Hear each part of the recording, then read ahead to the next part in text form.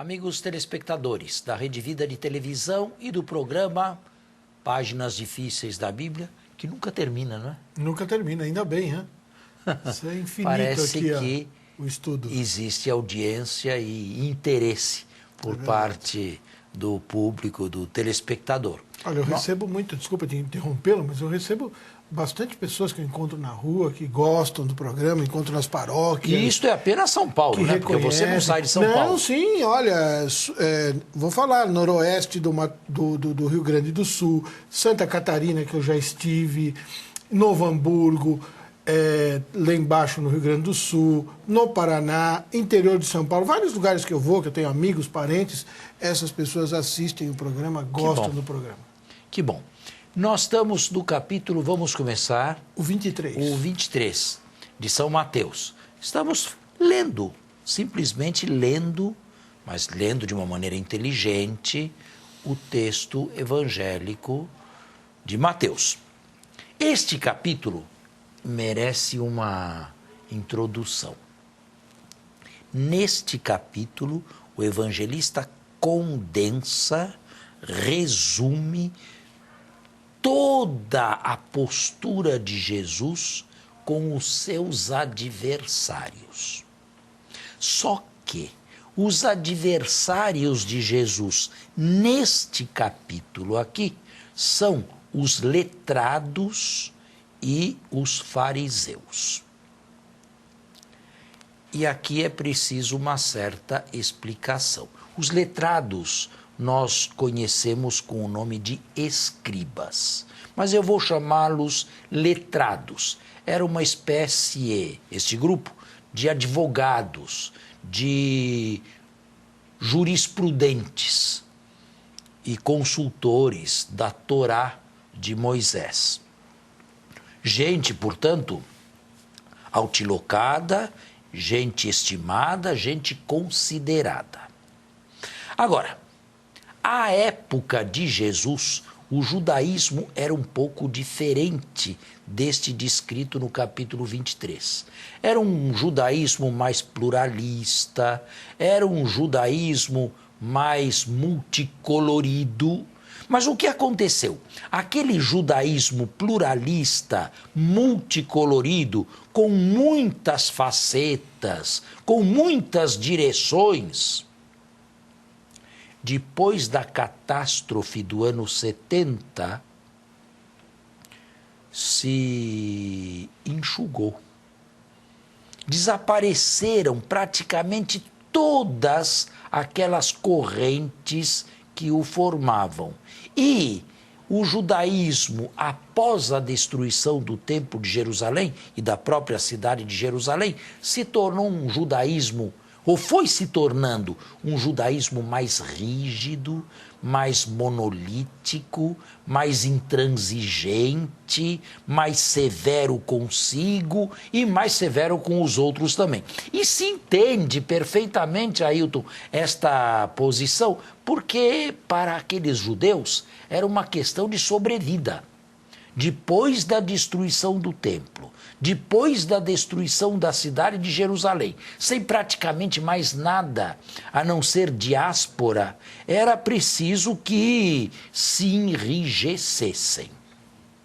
Aquele judaísmo tomou então uma feição, ou foi tomando, melhor, foi tomando uma feição rabínica. Rabi deixou de ser um título de respeito para uma espécie de pronome de respeito para se tornar um título. Desapareceram os sacerdotes. Por quê? Porque desapareceu a função sacerdotal, desapareceu o templo. Foram aparecendo estes rabis e mestres da lei, ou letrados, juntamente com eles. Portanto, os adversários que aparecem aqui neste capítulo 23 são mais adversários da comunidade de Mateus do que propriamente adversários de Jesus.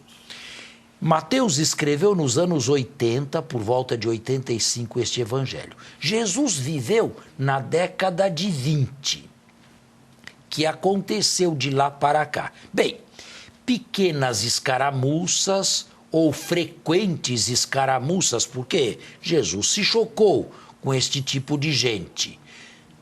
Foi tomando vulto até chegar à época em que este evangelho foi escrito, provavelmente em Antioquia da Síria, nos anos 80 da nossa era. Depois da destruição de Jerusalém. 15 anos, pelo menos, depois do desaparecimento do templo e da destruição de Jerusalém. É preciso que o leitor tenha isto em mente.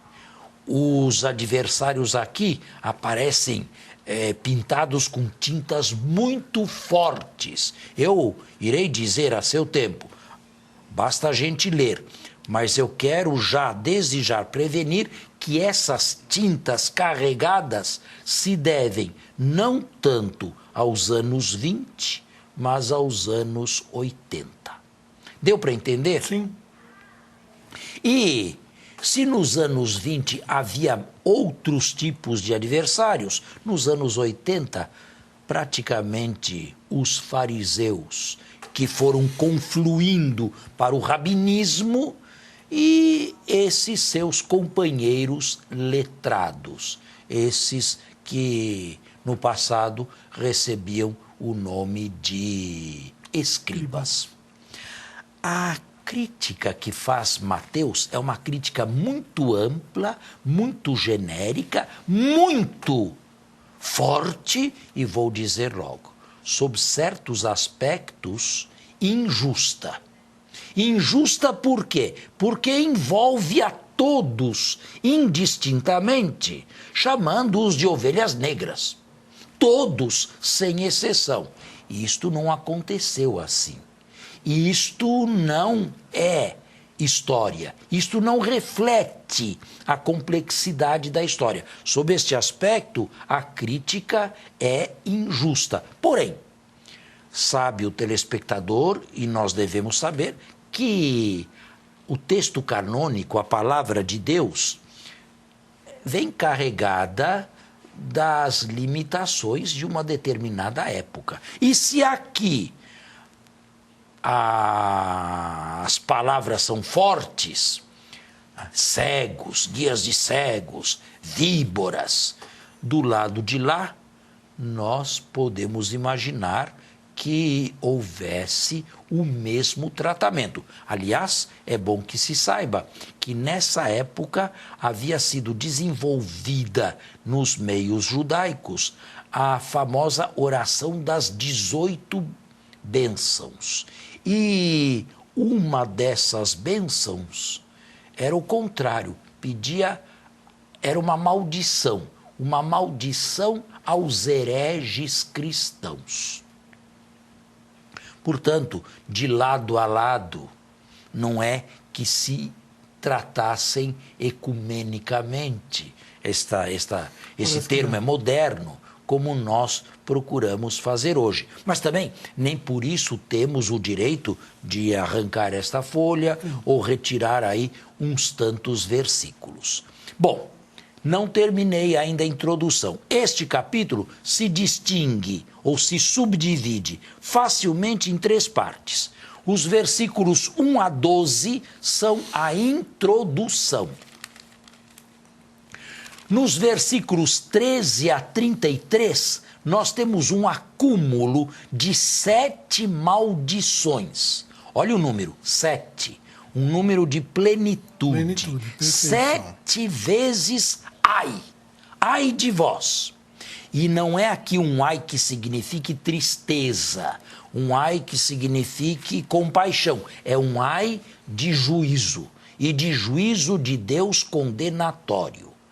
Finalmente, os versículos 34 a 39 tiram a conclusão. Não há mais nada a ser feito com relação a esses, se não se submeterem ao juízo condenatório. território de Deus. Não há mais o que se esperar. Sabe, a comunidade de Mateus estava vivendo aquilo que modernamente se chama de liminariedade. Ela estava sendo expulsa do judaísmo e sem um caráter ainda, sem uma feição idêntica própria. Não era mais nem judaica, porque estava sendo maltratada, perseguida e expulsa, e não era ainda a grande igreja, porque a grande igreja não existia ainda. Estava vivendo um momento muito difícil, um parto quase, muito difícil de transição. Mas sem a clareza dos conceitos e da teologia que nós hoje, por exemplo, temos com relação ao cristianismo. O cristianismo, enquanto tal, não estava ainda formado. Veja a situação. De um lado expulsos, mas de outro lado sem conhecerem exatamente o futuro e para onde vão. Vamos fazer o intervalo e voltamos. Não.